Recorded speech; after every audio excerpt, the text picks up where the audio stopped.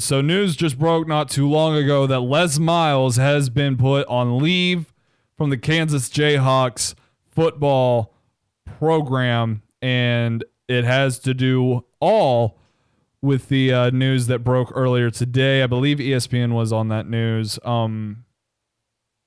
concerning his misconduct at LSU when it came to inappropriate behavior with female student workers.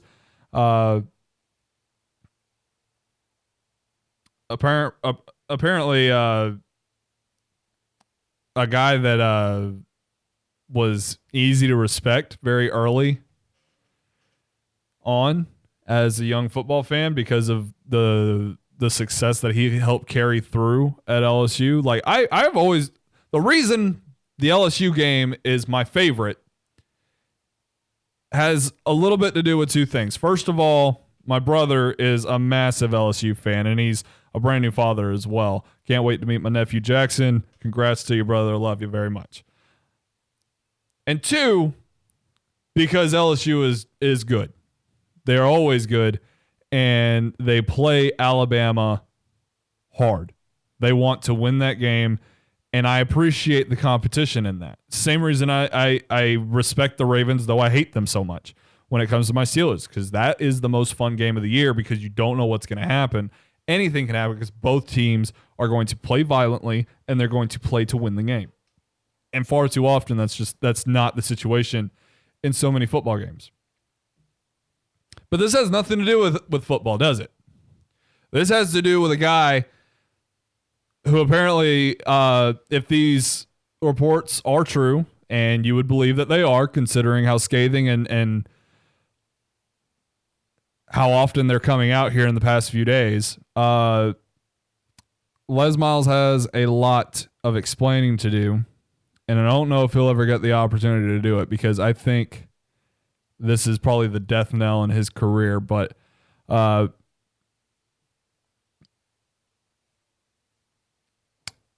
Oliva, the LSU director, is quoted as saying, "I believe he is guilty of insubordination, inappropriate behavior, putting the university athletic department and football program at great risk." He wrote an email which was included in the report that first broke about the situation. "I think we have cause. I specifically told him not to text, call, or be alone with any student workers, and he obviously didn't listen. I know there are many possible outcomes and much risk either way, but I believe it is in the best interest in the long run to make a break." This was trying to fire Les Miles back in 2013.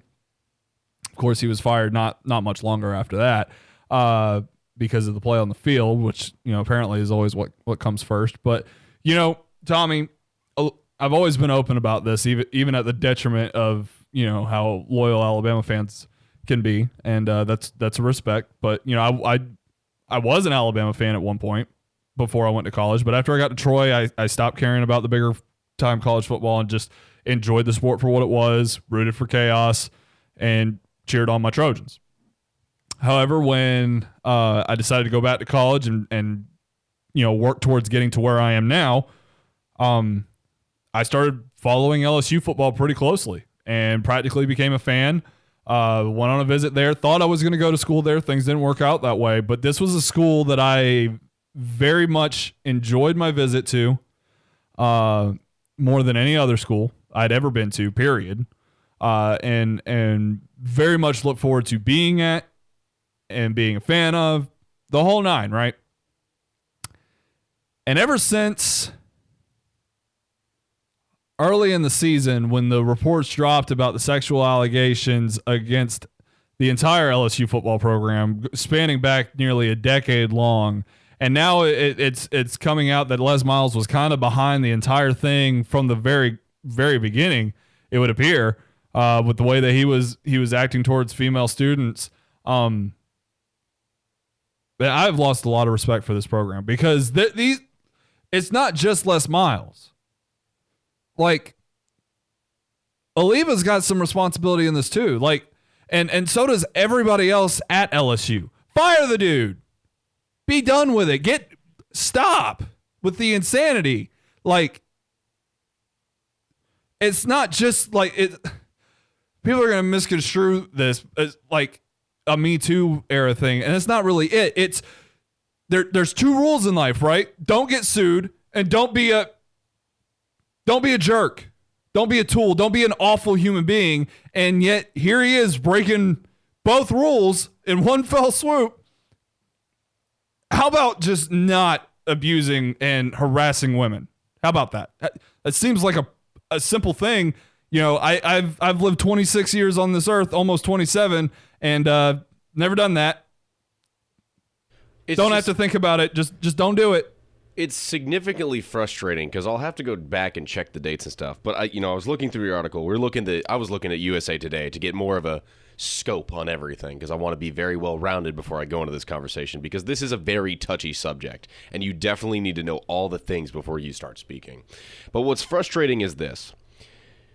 LSU chronicled significant alleged misconducts by Miles from 2009 on, according to a report released Friday by Hush Blackwell. He's an outside law firm the school hired to review the handling of the sexual misconduct case. Scrolling down, I'm going to kind of blank out some words. Miles' attempts to the staff for students working for the LSU football team. He allegedly demanded he wanted blondes with big, fill in the word, and pretty girls. Look, I'm just going to say this, and I'm going to be frank, and I'm going to be as blunt as I can be. You are the head football coach in the SEC, one of the biggest football crazy conferences in the nation, and dare I say, the world. Are you insane? Also, keep in mind, hey, remember a guy at Arkansas who got caught with a volleyball player and lost his job? Did you not learn from that? His name was Bobby Petrino. And you know what? This might be a little bit heartless, but when he got fired from Arkansas, I celebrated. Because not only was he a bad person, he was a moron. That's your sign, Les, to stop. Your AD says fire him. And LSU didn't listen.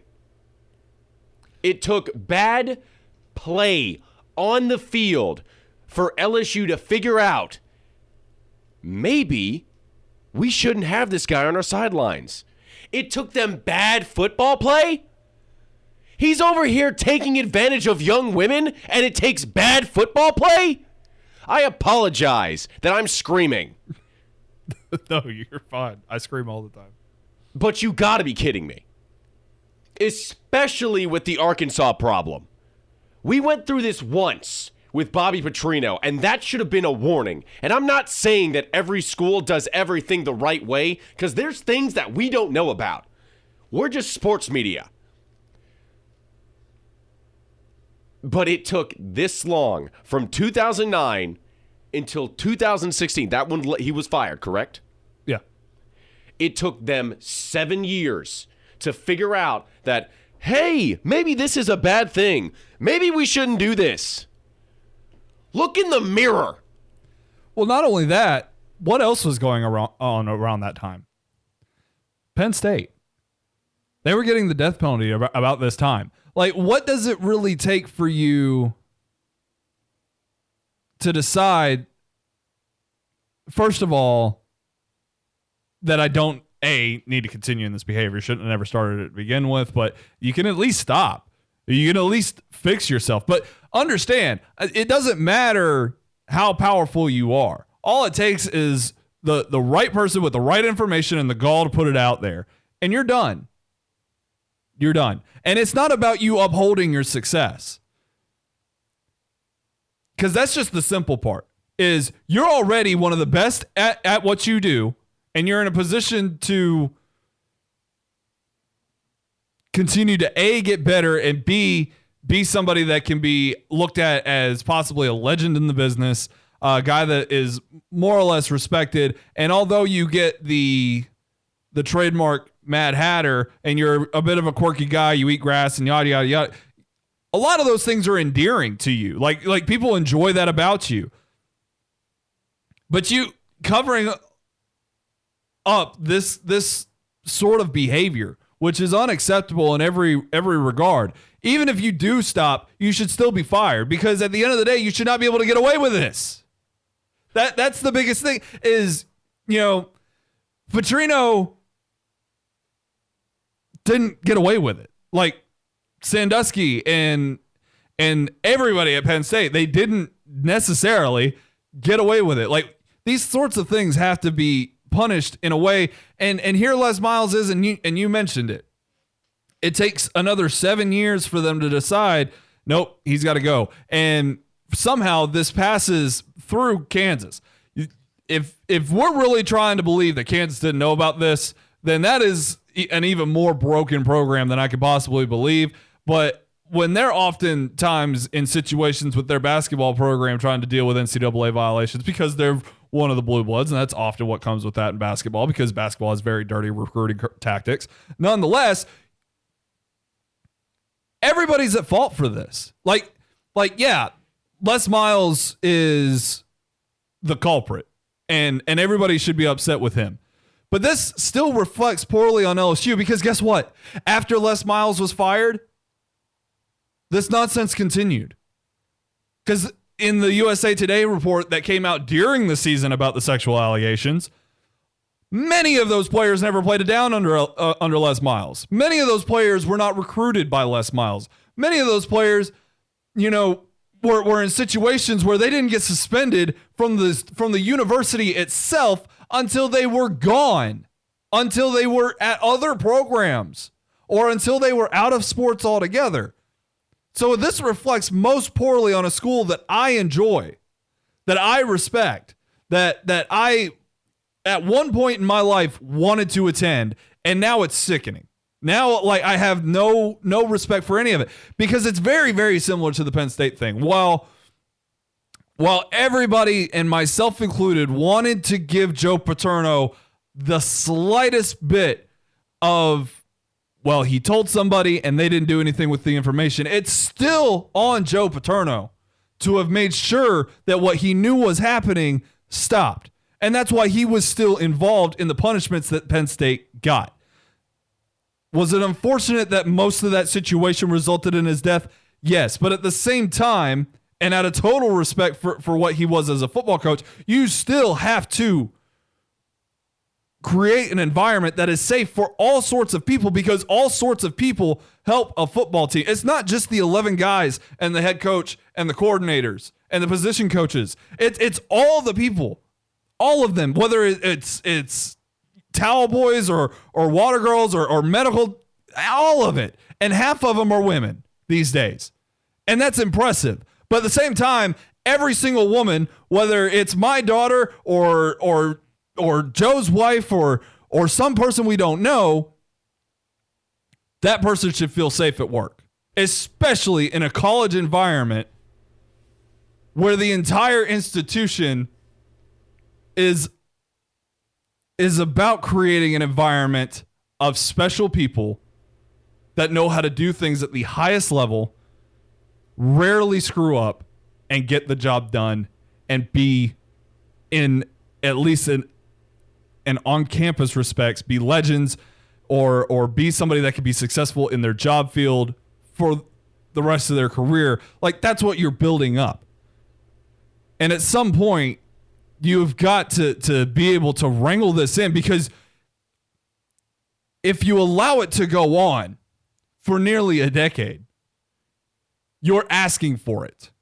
You're asking for everything that has been built at a university to be shattered.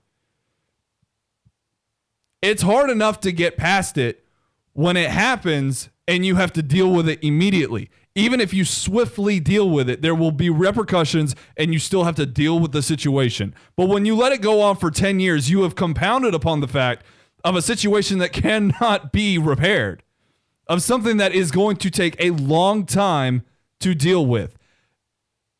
Consider SMU getting the death penalty. I'm not saying that's even what's going to happen to LSU, because honestly, you want to know what I think LSU is going to get? Nothing. Because Wade Wade, the basketball coach, Will Wade is still the basketball coach. Absolutely zero reprimand despite being caught red-handed.